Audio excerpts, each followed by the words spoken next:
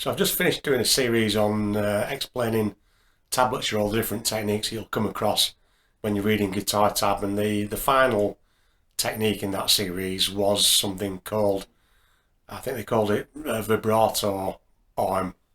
I call it Tremolo Bar, Whammy Bar, the little stick thing that you sometimes see, hanging out of the guitar around here, and you see guitar players doing this with it.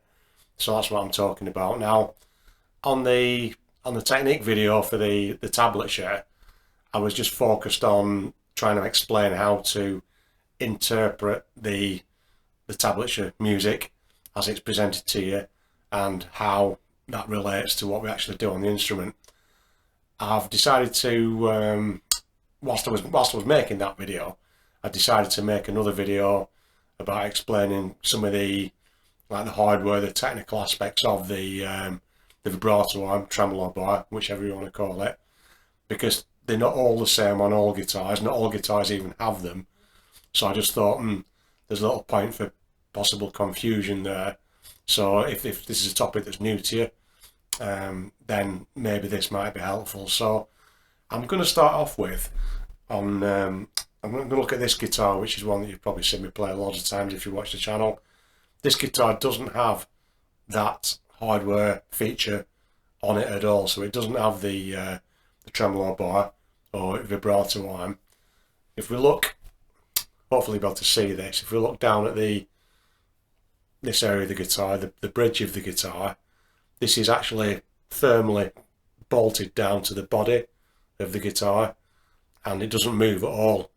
The tremolo bar, vibrato arm, relies upon this piece being movable up and down to vary the tension of the strings, which gives you a different pitch on the strings. So if you slacken the strings, it's going to go down in pitch and give you a lower pitch note. But hopefully, if you can see, this is bolted on at all four corners. There's no way it's moving, and there's no bar attached to it anyway, so there's nothing to move it with. So this particular guitar doesn't have that feature. We can't do it on this guitar. There's a few little bits and bobs, if you're not familiar with, on this bridge. These are quite normal for what we call this a fixed bridge guitar. There's some little screws at the back. Those are what we'd use to adjust the intonation of the guitar, so the string length across the scale length on the neck. And we've also got some tiny little grub screws here, if you can make them out, and they're what we use to set the string heights at this end of the guitar. So those are all quite normal, quite basic things on any guitar, and this is a very good example of a fixed bridge guitar. That's exactly what it is. And also show you, because it will become relevant later, not now, at the other end of the guitar, on the nut end of the neck, you can see it's just a normal nut like you find on any guitar, like the acoustic guitar behind me, if I can point the right way. It's just like a nylon slotted piece of hardware that the strings just run through, and then they go up to the tuners and tune normally. So apart from the fact that this has got electric pickups in it and some wiring and gubbins, the setup of this is very much like an acoustic guitar. And obviously the acoustic guitar doesn't have these adjustments on this end, it's done differently. But this is a very basic setup electric guitar that doesn't have that whatsoever. So I'm going to move up sort of one step further to the next style of guitar that you might come across, which is, it does have the vibrato arm, the tremolo bar, but it's quite a basic setup, and we'll have a look at what that means in terms of, how we'll use it, how we might not be able to use it, and what the differences are. So the next guitar that I'm going to show you, this type of guitar, this has got the tremolo bar, the vibrato arm, and we can do, using this guitar, we can do all of the techniques I described on the tablature explanation video, and it's also quite a basic hardware setup for this tremolo arm on this guitar. This will make more sense when you see the next one after this, but we'll start off with the basic style of tremolo arm guitar. Now, if we were to look at it, if I show you the bridge, it's very, very similar to the the last one I showed you, this one's actually a much more beautiful colour, and sadly it doesn't belong to me. I've borrowed this one just to show you. But the bridge on the guitar, it's very similar. It's got the same little grub screws there for adjusting the string heights. It's got the same little screws on the back there for adjusting the intonation. But also, if you compare it to the last setup, we've only got the screws on the front side of the bridge holding it to the body of the guitar. It's not, well, held to the body at the back of the bridge.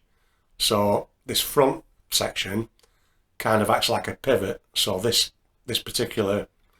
bridge, if we were to use the tremolo arm and push it down, it will actually move the bridge. That's what makes a difference. That's why I can do these techniques on this guitar, whereas I couldn't do them on the last guitar. Now, how does it work? How do the strings stay in tune? Why does it come back up when I push it? Because when I push that, it comes back up. You'd think it'd stay down. If I push it down, it doesn't. It comes back up. So what I've done, hopefully the guy that owns this won't mind, I've took a bit of the guitar apart just to show you. If you look at the rear of the guitar, there's a section in the back like a cutout. You can see there's some springs in the back of the guitar. So those springs at one end, they connect to the body of the guitar through a bracket up at this side, and at the other end of the springs here, they're connected to the bridge. The bridge passes through the body of the guitar. You can see how it's been sort of rooted out, and there's a big gap for it to sit there. So that's what allows it to work. Now, I'll put the guitar on. There was no point in me actually doing a demo with the last one because it doesn't have the arm on. But now I've got the arm on, I can play. I didn't use this guitar for my tab demo, but it doesn't matter. I can play a chord, and I can use the arm to play a bit of vibrato, drop the pitch.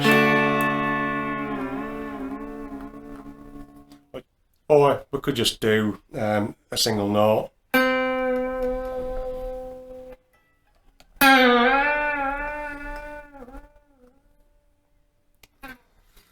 Now the reason I didn't use this guitar to make the video is not because it's a bad guitar, it's a nice guitar, it plays very well, but this style of tremolo arm isn't the most easy to play, and it's not the best in terms of what we call tuning stability, staying in tune.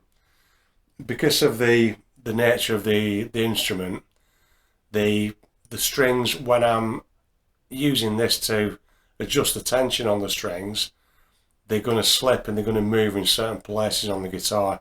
So first and foremost, on the bridge where they pass over these saddles, whenever I do that to slacken the strings and release it, there's a chance that the strings might grab or get caught in a slightly different place in this area and result in the strings going out of tune. I think I actually heard it slightly there, just playing those two little chords and bending them down a little bit. I didn't go daft on it, I just used it very gently in my opinion. But this is one of the problems that you have when you've got this basic style of tremolo system on a guitar. The other aspect of it, and it's at the other end of the guitar, so I'll show you, that's why I showed you on the first guitar. On the nut, it's exactly the same as on the first guitar I showed you. The strings just pass through it, and again, when I'm bending that arm up and down and I'm slackening the strings, letting them come back to tension, there's a chance that the strings can just like nip or get caught a little bit in those grooves in the nut. Doesn't happen every time, might not happen 9 out of 10 times, but sometimes it will happen, or it's likely to happen, and then you end up with an out of tune string, and then you've got a tuning problem, which is what I'm talking about in terms of the tuning stability. So that's the reason why, whilst this guitar is better than the black one insofar as I can actually do the techniques with this, whereas I couldn't with the other one, I've just got to be mindful of those things just because of the hardware equipment that's on it. It will do it, but I might have problems with doing it.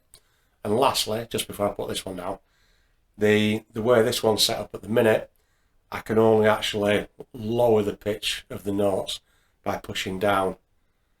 So I can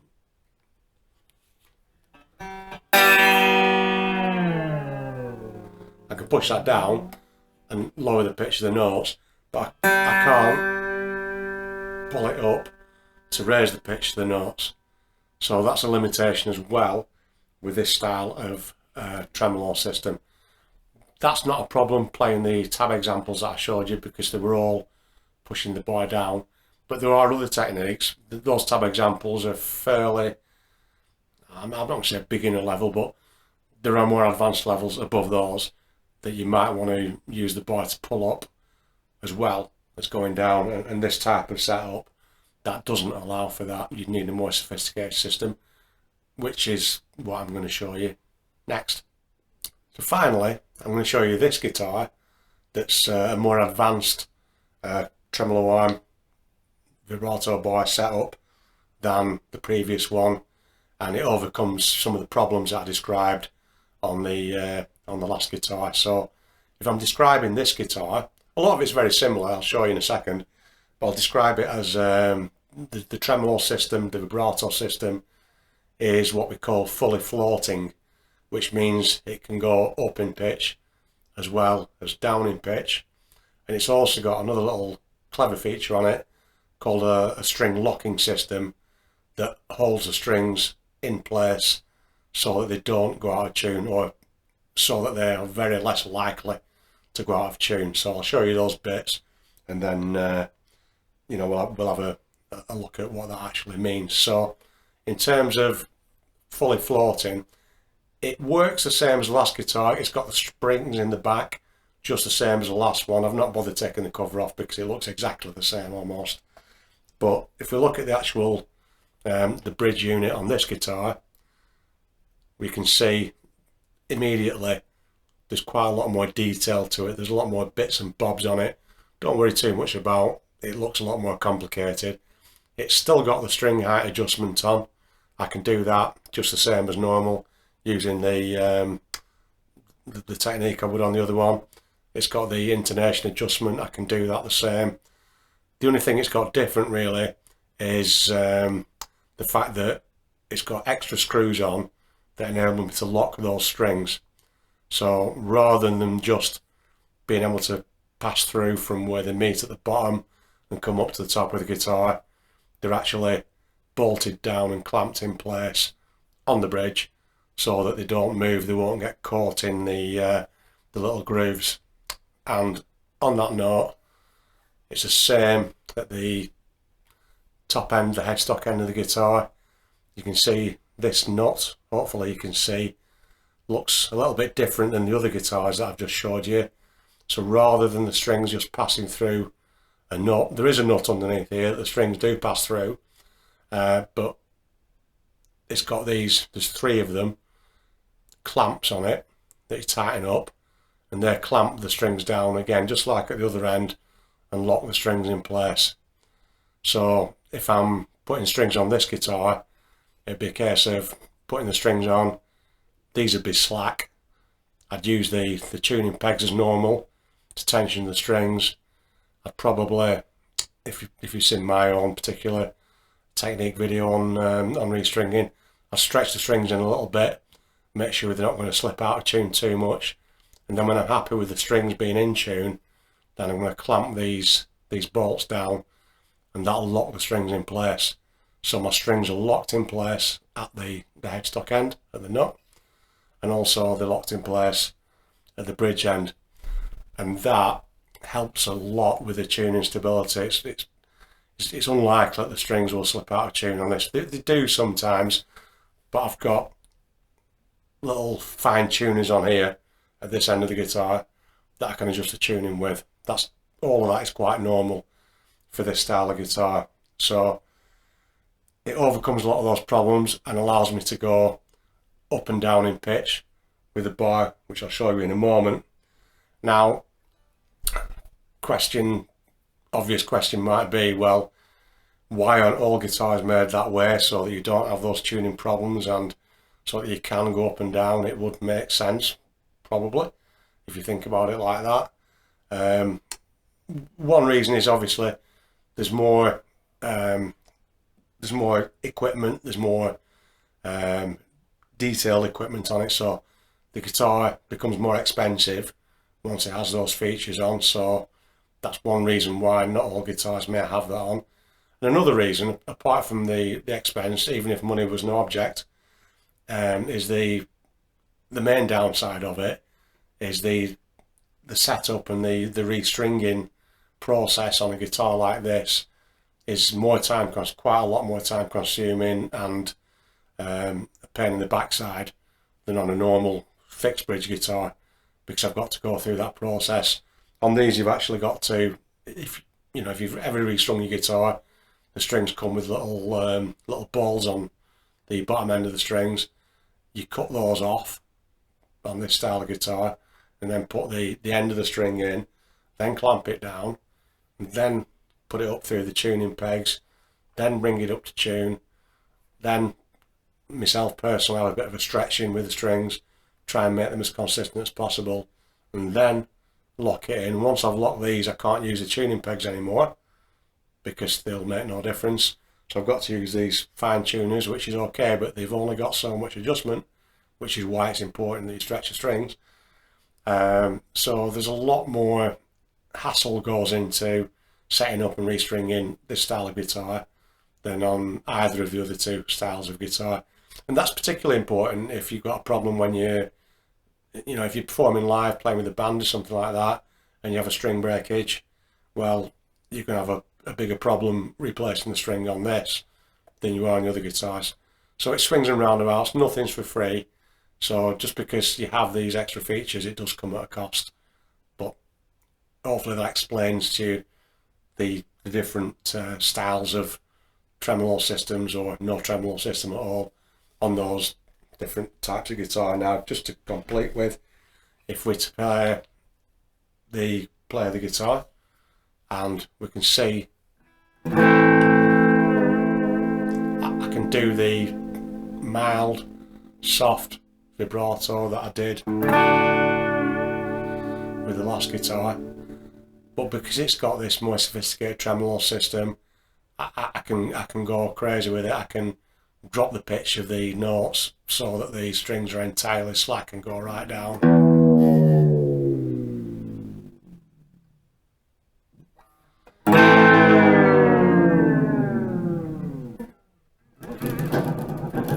That's the sound of the strings bouncing off the pickups because it's all slack, and then I can release it and I'm still in tune again.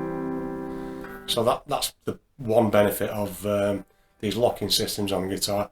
The other thing that I mentioned is that I can come up as well as go down.